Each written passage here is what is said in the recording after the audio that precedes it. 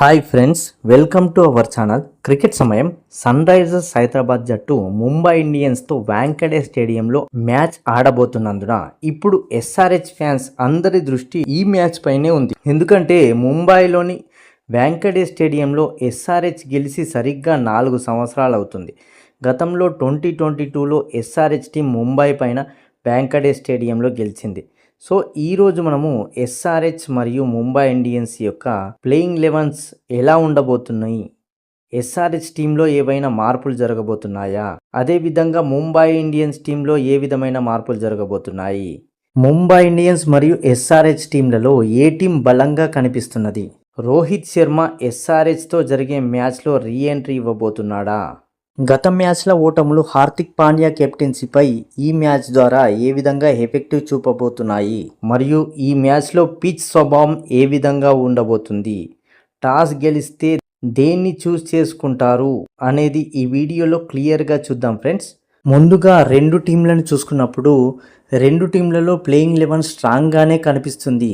కాకపోతే ముంబై ఇండియన్స్ టీంలో ఆడే ప్లేయర్లు స్ట్రాంగ్గానే ఉన్నప్పటికీ వాళ్ళు ఫామ్ను కోల్పోవడం వల్ల, ముఖ్యంగా సూర్యకుమార్ యాదవ్ తన ఫామ్ను కోల్పోవడం ఎంఐ జట్టుపైన ఎఫెక్ట్ చూపుతుంటే, రోహిత్ శర్మ మొన్నటి వరకు సరైన ఫిట్నెస్ లేకపోవడం కూడా ఒక విధంగా ఎంఐ విజయాలపైన ప్రభావం పడిందని చెప్పవచ్చు. ఇక రాబోయే మ్యాచ్లో విల్ జాక్స్ వస్తున్నందున ఎంఐ టీం కొంతవరకు బ్యాటింగ్లో స్ట్రాంగ్ అయ్యే అవకాశాలు కనిపిస్తున్నాయి. మొదటగా ముంబై ఇండియన్స్ ప్లేయింగ్ 11 ఎలా ఉండబోతుంది అని మనం చూసుకున్నప్పుడు, ముంబై ఇండియన్స్కు చివరి మ్యాచ్ సిఎస్కేతో పరాజయం పొంది ఇప్పటి వరకు 7 మ్యాచ్లు ఆడి రెండింటిలో మాత్రమే విజయం సాధించింది. కాబట్టి ఈసారి టీంలో కొన్ని మార్పులు జరిగే అవకాశాలు స్పష్టంగా కనిపిస్తున్నాయి. ముఖ్యంగా ముంబై ఇండియన్స్ ఫ్యాన్స్కు ఒక గుడ్ న్యూస్ ఏంటంటే, రోహిత్ శర్మ తన ఫిట్నెస్ను సాధించి టీంలోకి వచ్చే అవకాశాలు స్పష్టంగా కనిపిస్తున్నాయి.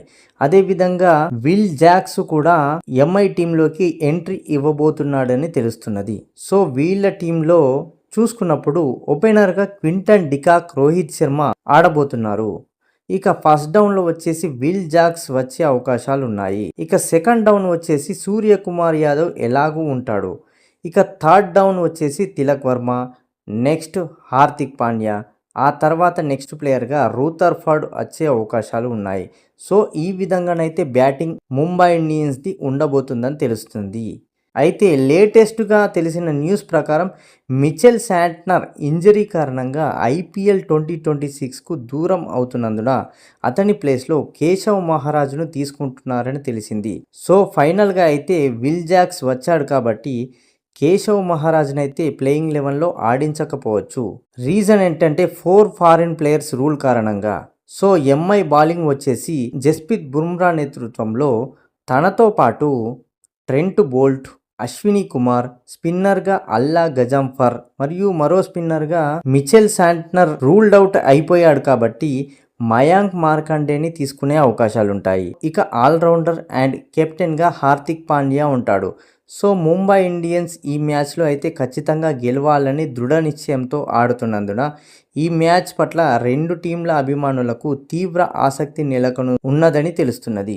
ఇక గత మ్యాచ్ల ఓటములు హార్దిక్ పాండ్యా కెప్టెన్సీపై కొంతవరకు ప్రభావితం చూపిన విషయం తెలిసిందే. ఇక ఈ ఎఫెక్టును అధిగమించి హార్దిక్ పాండ్యా రాబోయే మ్యాచ్లో మెరుగ్గా రాణించి మంచి కెప్టెన్సీతో జట్టుకు విజయాన్ని అందించాలని ప్రయత్నిస్తున్నట్లు తెలుస్తున్నది. ఇక నెక్స్ట్ పాయింట్ వచ్చేసి ఎస్ఆర్హెచ్ ప్లేయింగ్ 11 ఎలా ఉండబోతుంది అని చూసినప్పుడు, దాదాపు గత మ్యాచ్లోని ప్లేయింగ్ 11 మ్యాక్సిమం ఉండే అవకాశాలు ఉన్నాయి. ఒక్క చేంజ్ మాత్రం జరిగే అవకాశం ఉంది.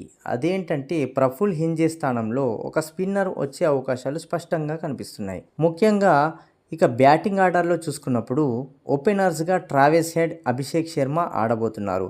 ట్రావిస్ హెడ్ ప్రతి మ్యాచ్లో నిరాశపరుస్తున్నప్పటికీ తనదైన రోజున మ్యాచ్ స్వరూపాన్ని మార్చగల సత్తా తనకుంది కాబట్టి ప్యాట్ కమిన్స్ తనపైన నమ్మకం ఉంచి ఈ మ్యాచ్లో మాత్రం ఖచ్చితంగా తనని ఆడిస్తాడు అని తెలుస్తున్నది. ఇక అభిషేక్ శర్మ ప్రతి మ్యాచ్లో అద్భుతమైన ఫామ్తో రాణిస్తున్నాడు.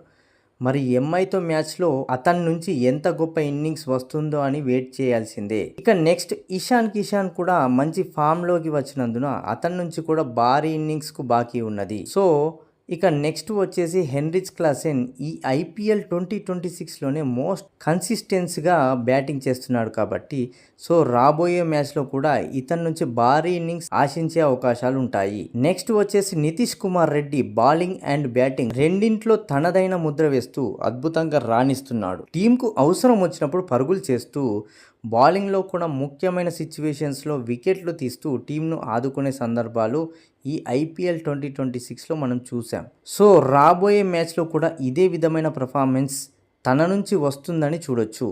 ఇక నెక్స్ట్ వచ్చే సలీల్ అరోరా, అనికేత్ వర్మలు హిట్టర్స్ కాబట్టి వాళ్ళ నుంచి చివర్లో వేగంగా పరుగులు సాధిస్తారని ఆశిద్దాం.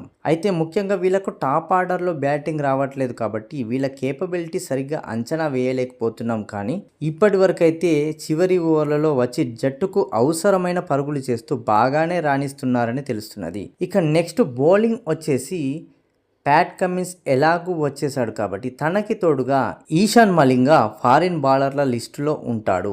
ఇక ముంబై వాంకడే స్టేడియం చిన్న గ్రౌండ్ కాబట్టి మరొక స్పిన్నర్ హర్ష దుబేని తీసుకునే అవకాశాలు ఉంటాయి.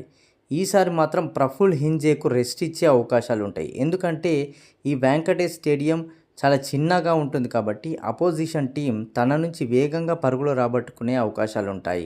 సో ఆ విధంగా ఆలోచించి ఎస్ఆర్హెచ్ టీం రీప్లేస్మెంట్గా స్పిన్నర్ను తీసుకునే అవకాశాలు ఉన్నాయని తెలుస్తున్నది. సో స్పిన్ విభాగంలో హర్ష దుబే, జీసన్ అన్సారీలు పోటీ పడే అవకాశాలు ఉన్నాయి. సో వీళ్ళిద్దరిలో ప్లేయింగ్ 11లో ఎవరు ఆడబోతున్నారనేది మ్యాచ్ వరకు వెయిట్ చేయాల్సిందే. ఇక సకీబ్ హుస్సేన్, శివం కుమార్లు ఖచ్చితంగా ప్లేయింగ్ 11లో ఉంటారు. సో ఎస్ఆర్హెచ్ ప్లేయింగ్ 11 మాత్రం ఈ విధంగా ఉండబోతుంది.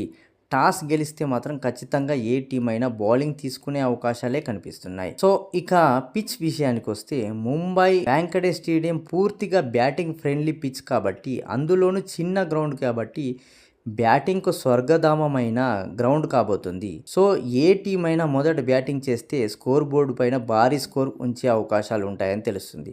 కానీ గత మ్యాచ్ల అనుభవాన్ని చూసుకున్నప్పుడు సెకండ్ బ్యాటింగ్ చేసే టీం చాలా మ్యాచ్లను గెలిచింది కాబట్టి టాస్ గెలిస్తే ఏ టీం అయినా బౌలింగ్ తీసుకునే అవకాశాలు మెండుగా ఉంటాయి. సో ఈ విధంగానైతే ఇరు జట్ల ప్లేయింగ్ 11s ఉండబోతున్నాయి.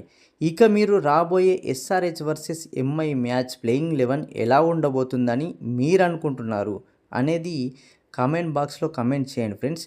వీడియో నచ్చినట్లయితే లైక్ చేయండి, ఛానల్ను సబ్స్క్రైబ్ చేయండి friends. Thank you for watching cricket సమయం.